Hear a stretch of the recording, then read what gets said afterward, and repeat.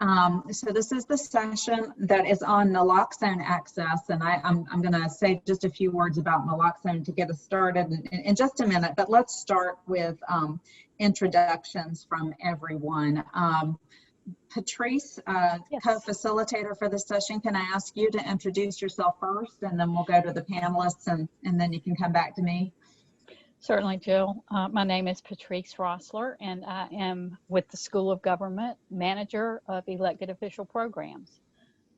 Heavily invested in issues related to opioid treatment and addiction, and just delighted to be a partner with all of our panelists and on this project as a whole.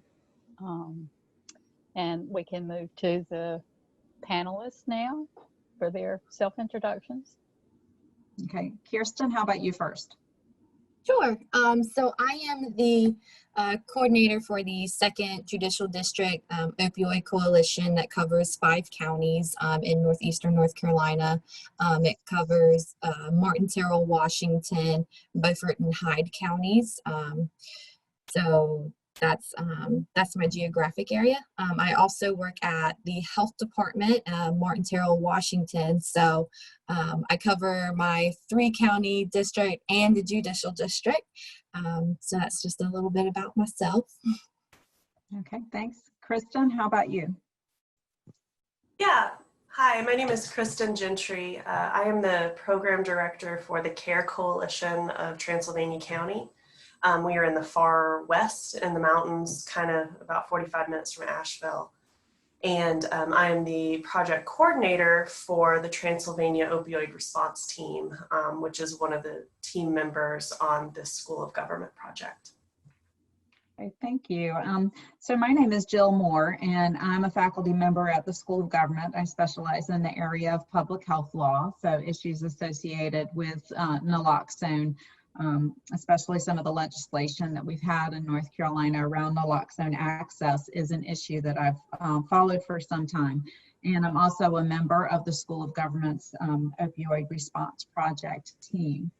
I did want to start just by making sure that we're all on the same page with understanding what naloxone is and what it does and why we're talking about it. I suspect that those of you who chose to come to this session may be familiar with this already, but just to make sure, that's the purpose of the slide that's up on your screen right now. We're going to take the slides away and go to just people in just a minute.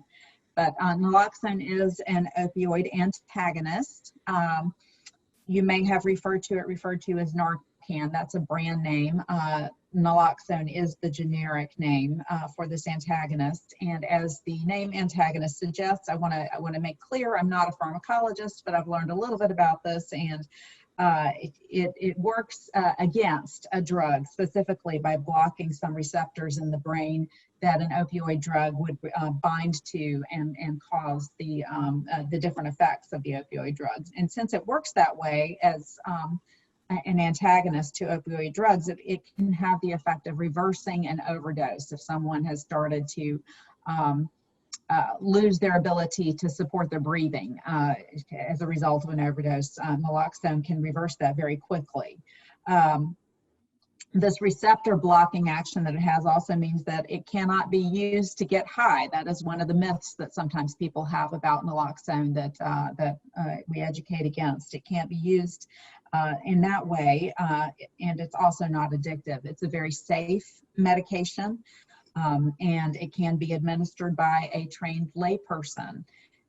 It is a prescription medication, but under North Carolina law, pharmacies can dispense it without an individual prescription under particular state protocols. You can also have an individual prescription for it, and some people may have that, but people who would like to get it and don't have an individual prescription can go to pharmacies that participate in doing this and ask for a naloxone under the state protocols, and you can receive it.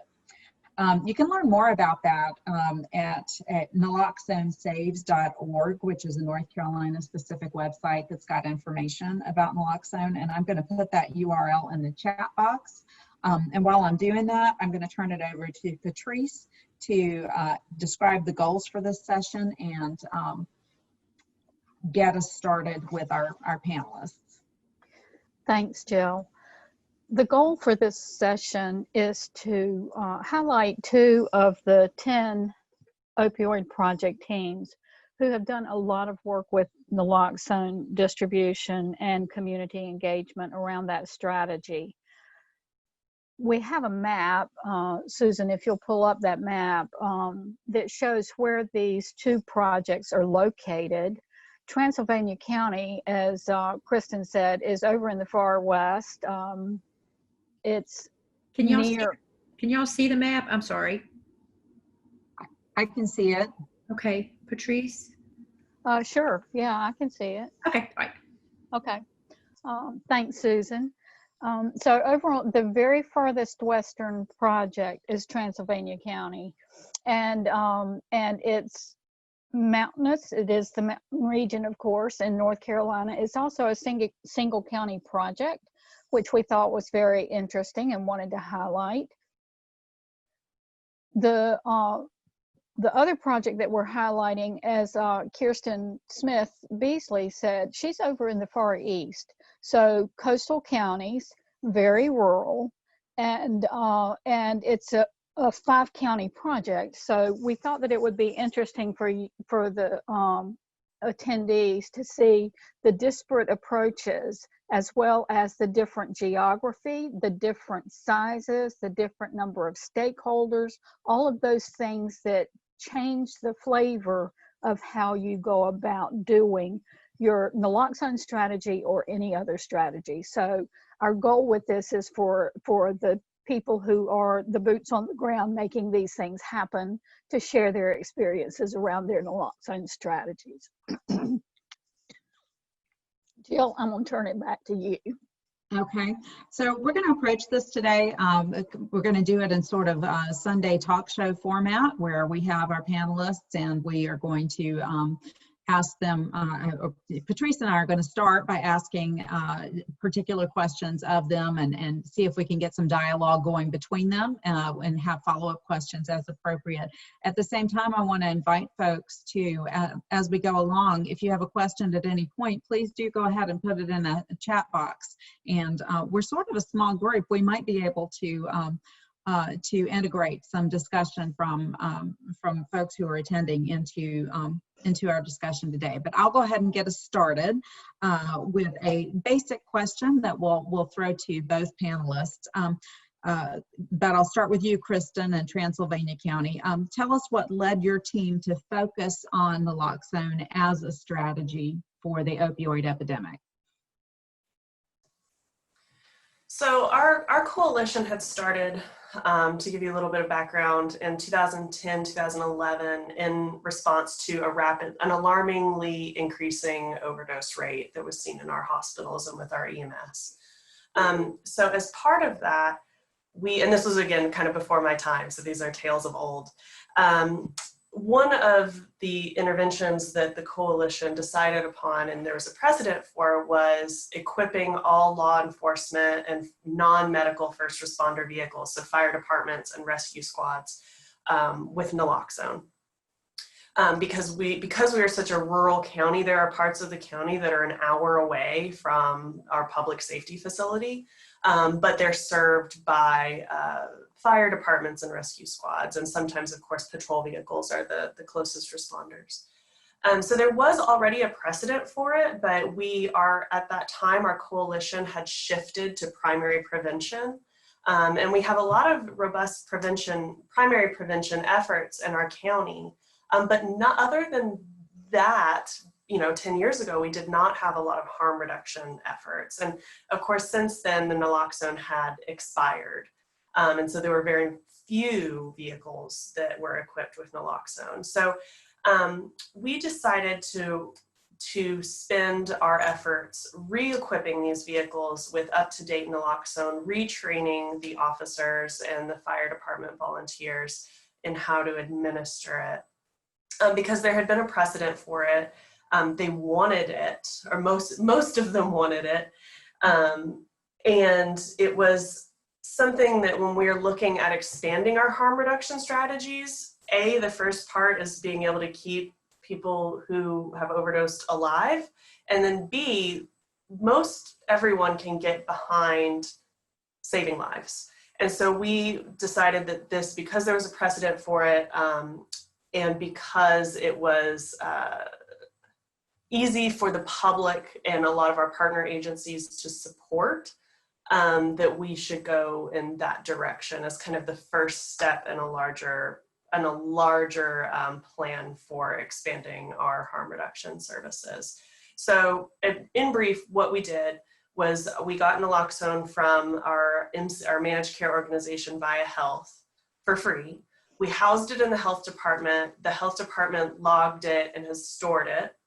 And then we partnered with our EMS, and so they train the fire department personnel, the rescue squad volunteers, the sheriff and police officers in the administration of naloxone. And then once those folks are trained, they come to the department, come to the health department to pick up their naloxone, and then we keep track of, we being the health department, keep track of the expiration dates. And then when they do use it, all of that information goes back to EMS so we can track it. So that is what we did and why we did it. Okay, great. Kirsten, how about you? Same question. What led your team to choose to focus on naloxone as a strategy?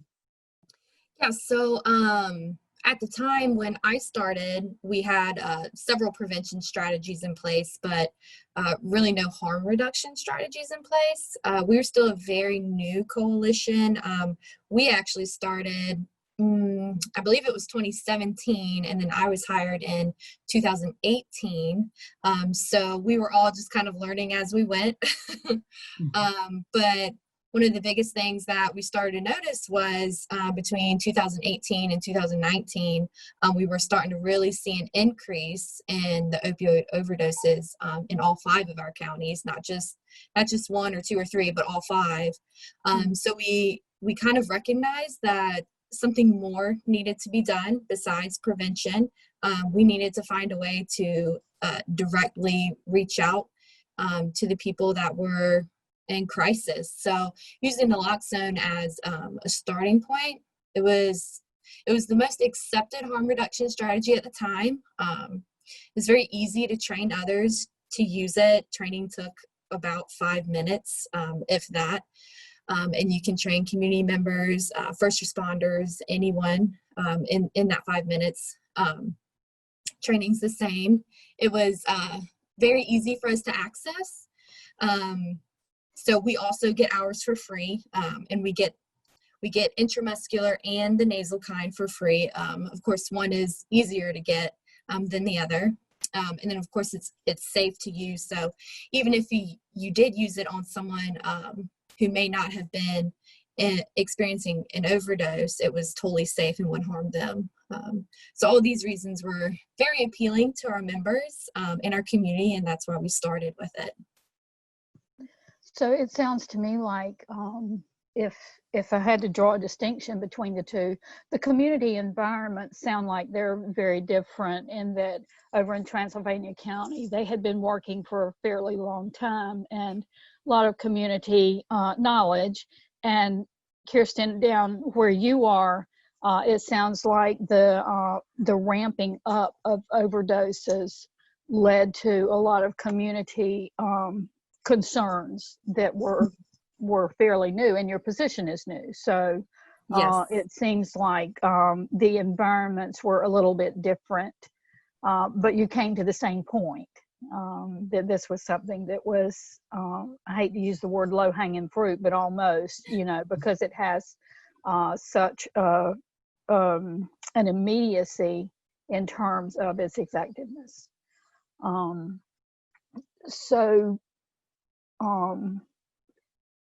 If you could say a little bit, Kristen, let me go back to Kristen for this.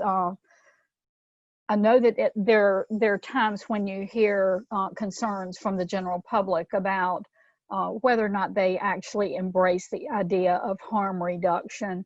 And I'm wondering if you had any experience with the public being on board with what you were trying to do with naloxone in Transylvania. Kristen, did your team have any challenges with public readiness? We didn't have a lot of challenges with public readiness. In fact, when we did some of our newspaper articles, we got phone calls from the public thanking us for this particular work. So the public was really quite on board with the naloxone piece. Of course, there had been a precedent for it, you know, some years before. However, I think one thing that we did deal with is that even though people supported it, there were still some staff of our members, our team members, so some agency staff that have some misperceptions surrounding harm reduction and naloxone that we had to address. Specifically, this kind of it's an urban legend about naloxone parties, which are also called, I guess, yo-yo parties or Lazarus parties, where there's this idea that people all use and then to the brink of overdose, and then there's someone that stays sober to save them, and this is, you know, for the thrill. And of course, if you know you've ever seen someone be revived from an overdose, it's an unpleasant experience at best. So pharmacologically, that particular myth doesn't really make a lot of sense. And there's no evidence that that's happening or has even ever happened in our community. So that's one example of some of the myths that needed to be dispelled, because I think it just sort of underpins this idea that these people are not necessarily, it underpins the idea that folks who use drugs are not good custodians of our resources, and that's simply not true. So it was very interesting to see that there would be support for naloxone out of kind of one side of folks' mouths, and then out of the other, there would be sort of this myth dealing, and so that was something that we did have to address. But I would say overall, the support for naloxone was very strong. Now moving into other harm reduction strategies such as syringe access, that's a little bit more of a mixed bag right now, and that's why we wanted to start with something that people could get behind and start to get the public, as well as a lot of our members and their agencies and their staff, more comfortable with this idea of harm reduction. Interesting, Kristen. Thank you for sharing that. Okay, can we ask Kirsten the same question? I'm interested in knowing if there were any issues associated with embracing the idea of harm reduction and naloxone specifically in your team's area. Yeah, so we did experience a few barriers and concerns. It wasn't 100% buy-in. I don't think really anything's ever 100% buy-in. But there were several misconceptions that we did work to address, such as can the syringes that are used for intramuscular naloxone be used for injection drug use? Of course, we just had the conversation and kind of educated. We even showed the different syringes. The answer to that is no, in case anyone's wondering. The syringe used for intramuscular naloxone is much too large. It's a 25 gauge versus a 28 or 31 gauge for injection drug use. Another concern was how many times do you use naloxone on someone, which of course we know that everyone's life is valuable and has value. We don't put a number or a cap on that. You use as much as it takes. I think the average, and I forgot to mention the last one, I think the average takes about 6 times to begin to have that conversation of treatment and getting those referrals and building that relationship. And then, of course, the last barrier we had was the preference was always towards nasal naloxone or Narcan instead of the intramuscular, because it is a little bit less intimidating. Unfortunately, the Narcan is a little bit harder to get access to versus the intramuscular. Of course, we get both for free. We get our Narcan through the state. We don't get as much of it through the state. They put a cap on how much they give to each county.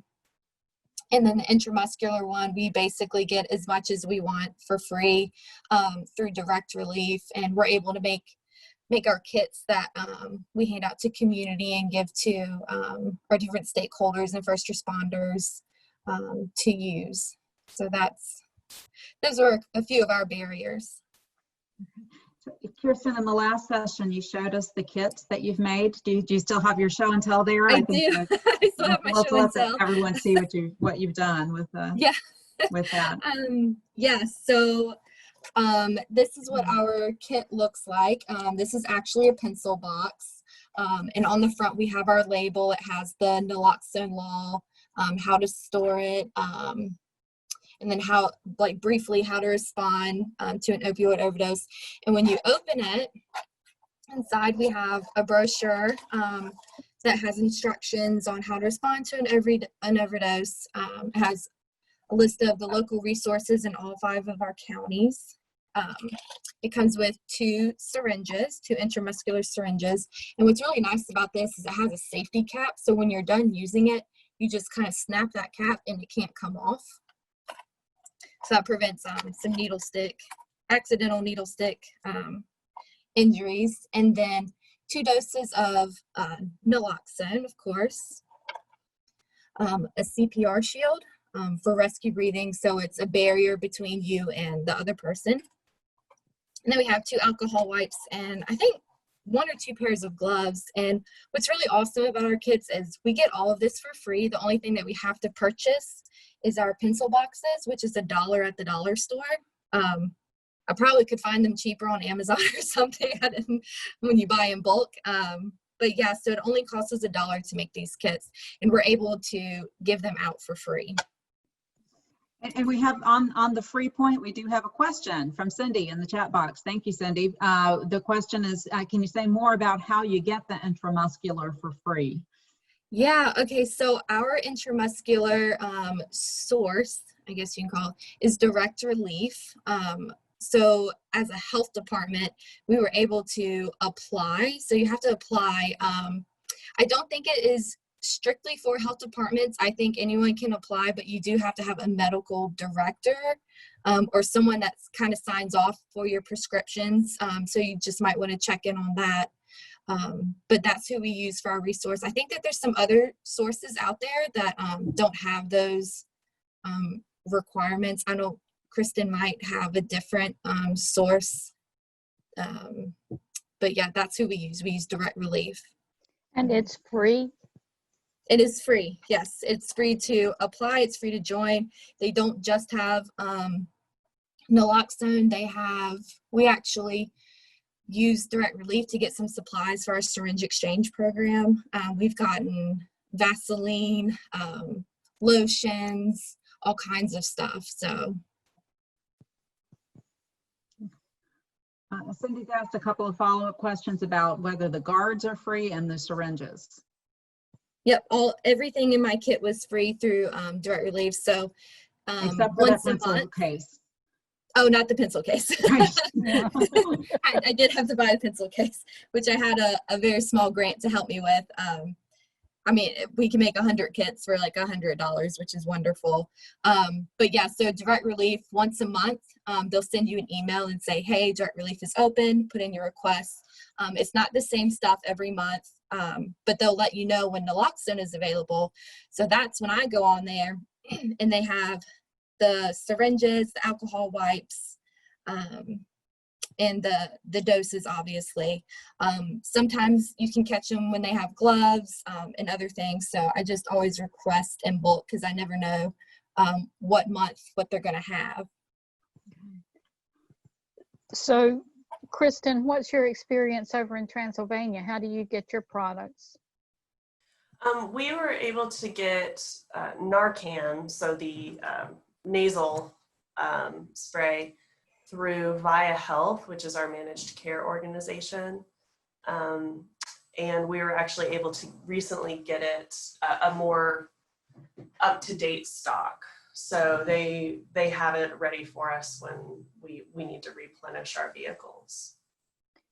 And so far, that's as far as we've gone. We are looking to do community-based distribution, so distributing naloxone for free through our federally qualified health center.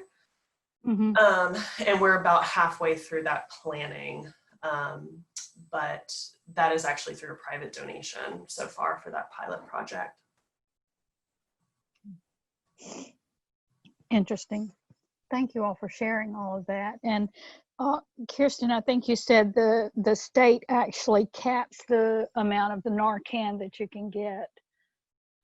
Yep, for us, they capped our amount per county. I can't exactly remember how much we get per county.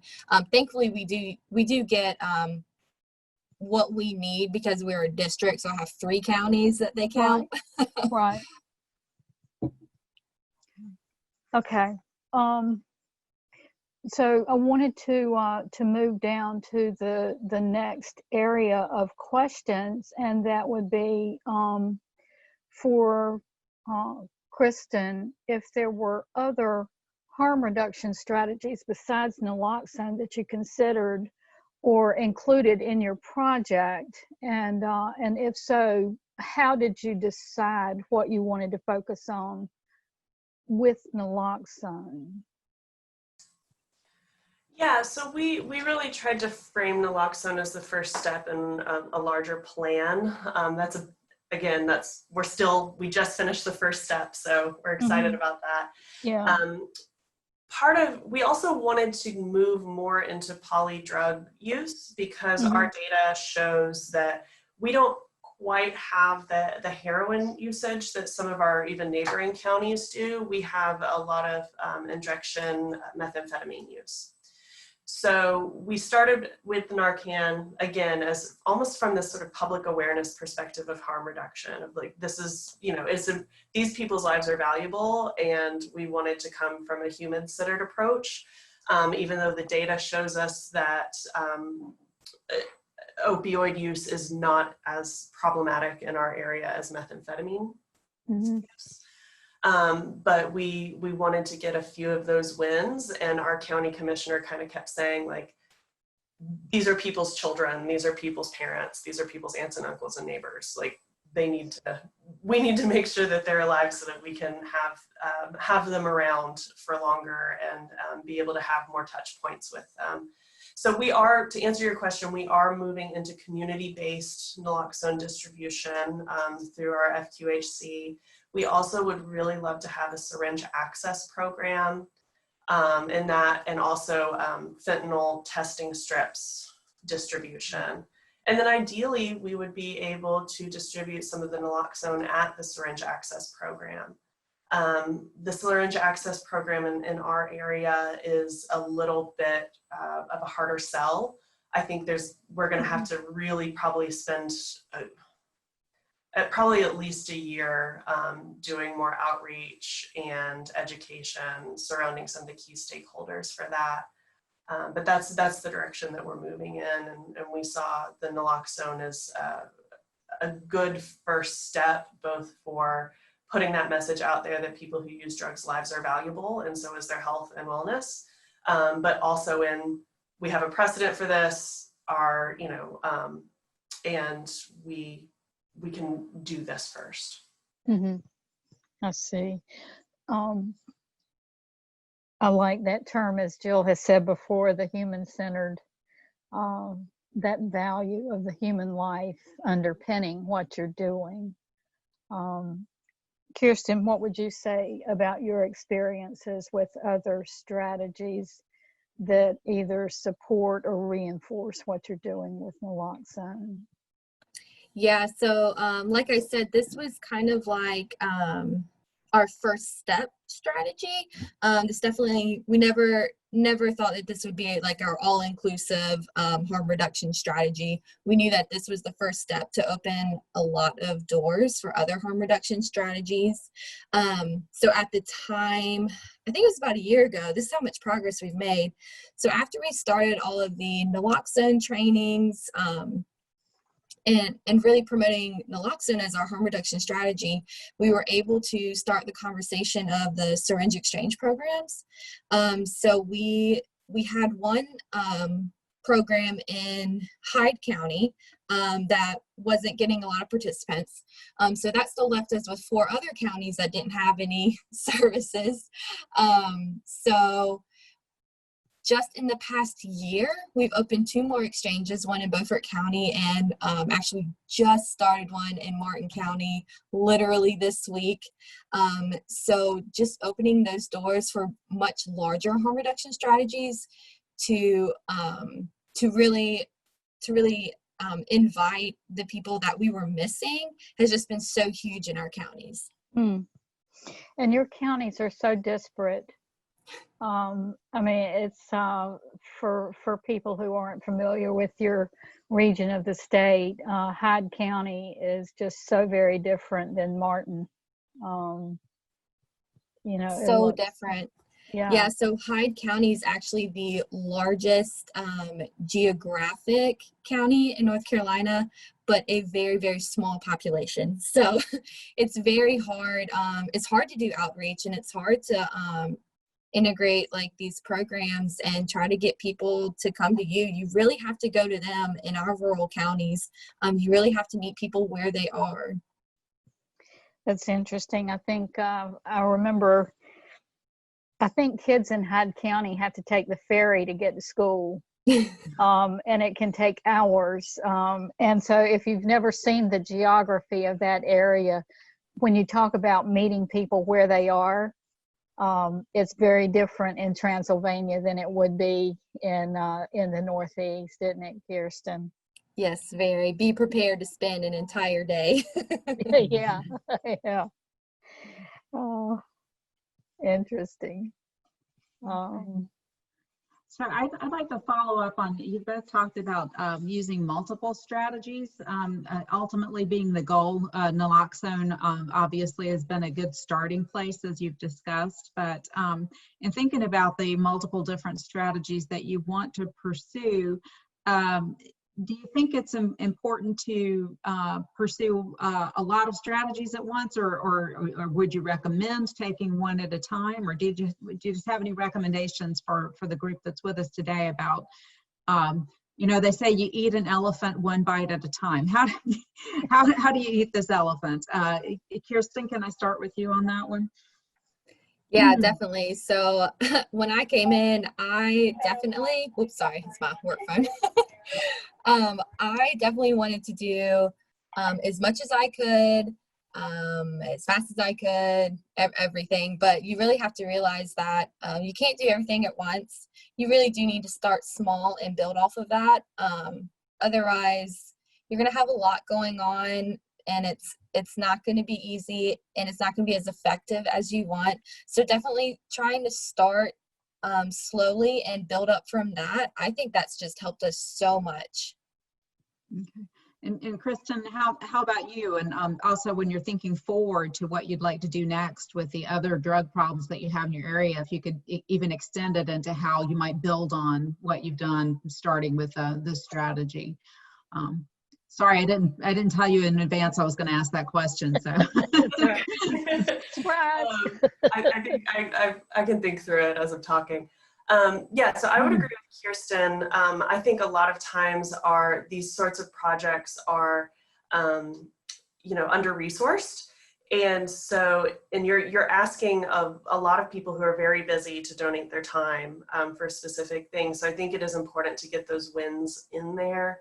I know, at least from our perspective, we had really grand plans, and we still do, but I think we were all very surprised at how long some of the things that we thought we were going to be able to accomplish quickly actually took, such as this, you know, even though there was a precedent for our naloxone and first responder vehicles, it still took months to get that system in place.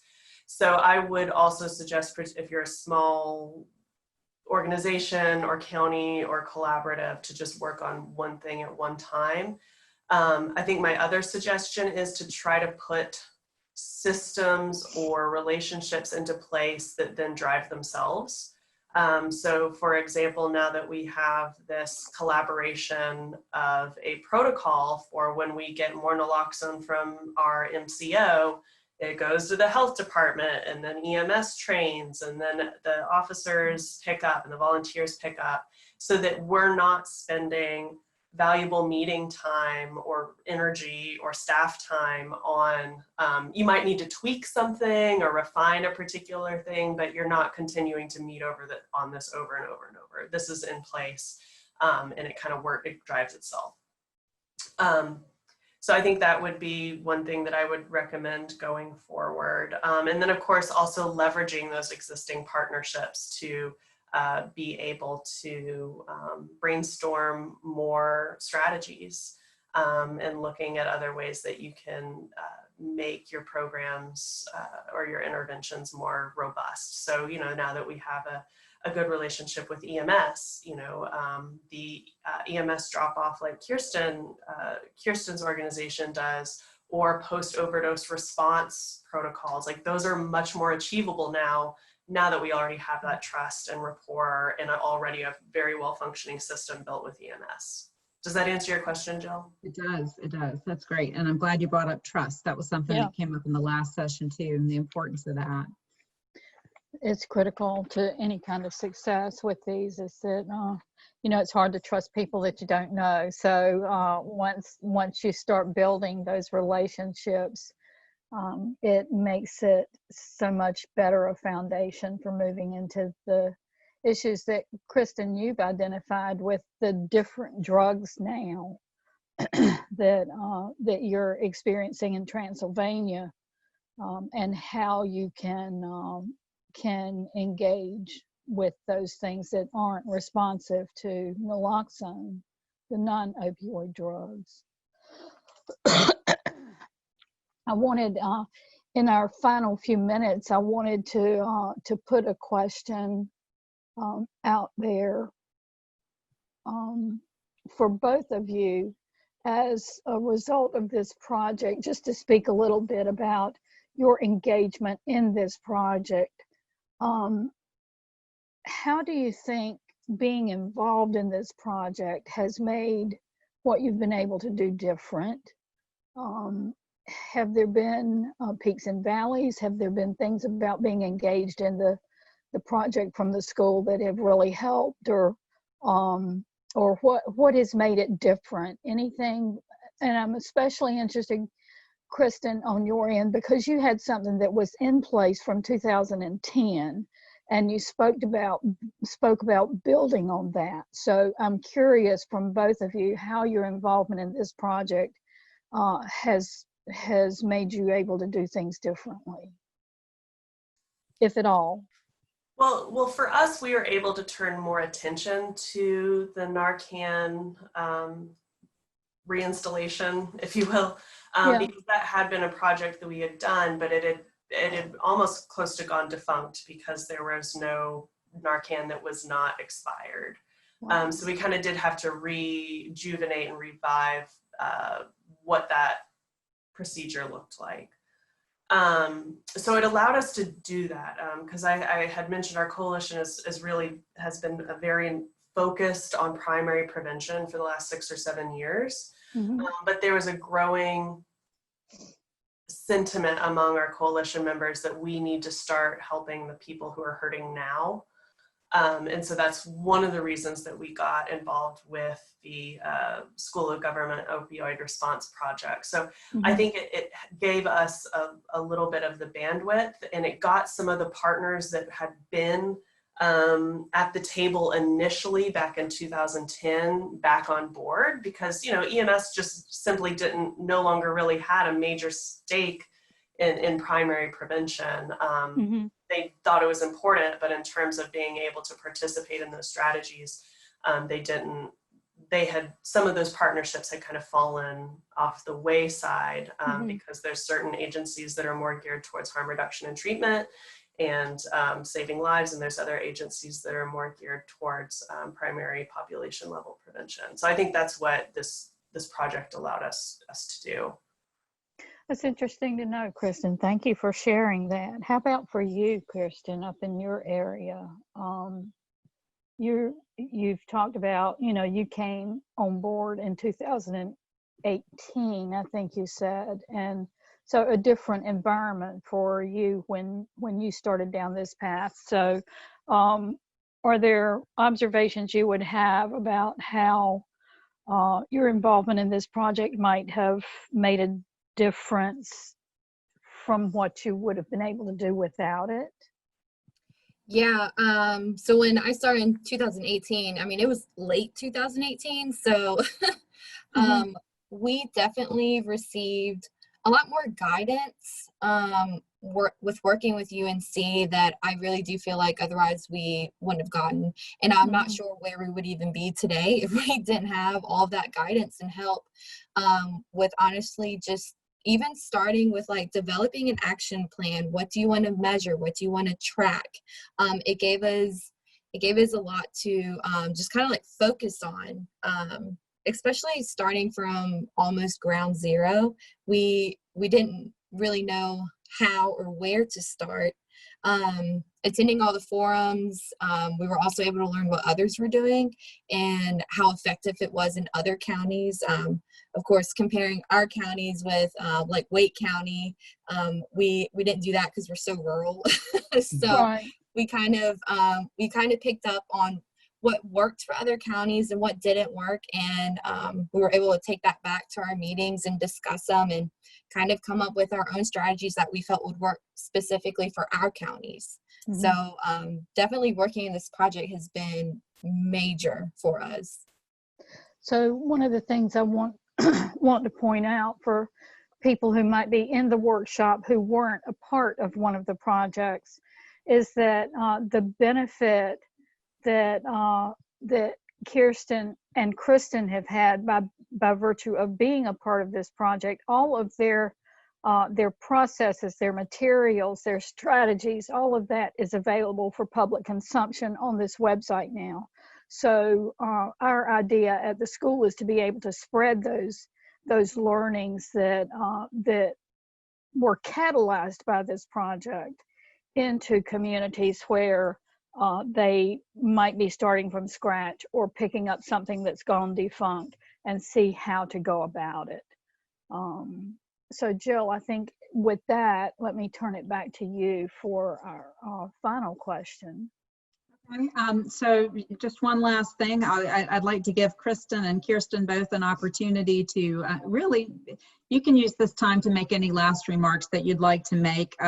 We do have an official question, which is if you could recommend one thing to our audience about naloxone as an opioid strategy, what would you suggest? But I'd like to broaden that a little. If there's anything that you'd like to say about approaching this issue, if you have any suggestions or any last remarks, what would you like to share with the folks who've joined us this morning? Kristen, may I start with you, please?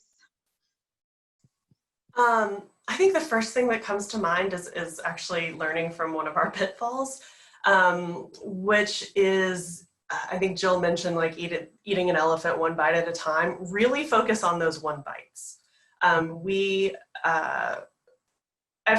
People at the table are there because they deeply care about this issue and we want to fix it. We have a lot of, I'm sure all of y'all's coalitions or collaborations have a lot of fixers at the table and people who are very passionate. And I think that's a wonderful thing. However, I think from our experience, it is really important to focus on those, on just kind of one strategy at a time. And to be able to break it down into smaller components. So yeah, because we do want to set up a syringe access program, but we are still far away from that. And so I think that would probably be my one piece of advice is to break down your big things into as many small wins as possible. Because this is an issue that all of the pieces to the puzzle help, and not to be afraid to start something because you don't have the rest of the pieces in place. You've got to start somewhere. I think that's all I have. I love that. I love that. I love the pieces of the puzzle. That's probably a little bit better of an image for us to leave with rather than trying to tackle an elephant with a knife and fork. How about you, Kirsten? What is your last bit of wisdom to offer for us today? Yeah, I think the only thing I want to add to what Kristen said is definitely just build your network. Don't be afraid to ask questions and reach out to other counties to see what they're doing, what's working for them, what challenges have they had, and bring that back to the table. So don't feel overwhelmed. There's so many people out there in different counties that are willing to help, that have a passion for this and want to see other counties succeed. So that's all I have to add to what Kristen said. Okay. Thank So, you both so much. Patrice, Yeah. I know think, Susan's got some housekeeping for us, but Patrice, do you have any last remarks? Just to thank our panelists, Jill, for what they've contributed all along this this pathway to where we are today, and for their sharing of their experiences. So it's been really helpful, and we hope that it encourages others to follow their path. Yeah, we appreciate your time very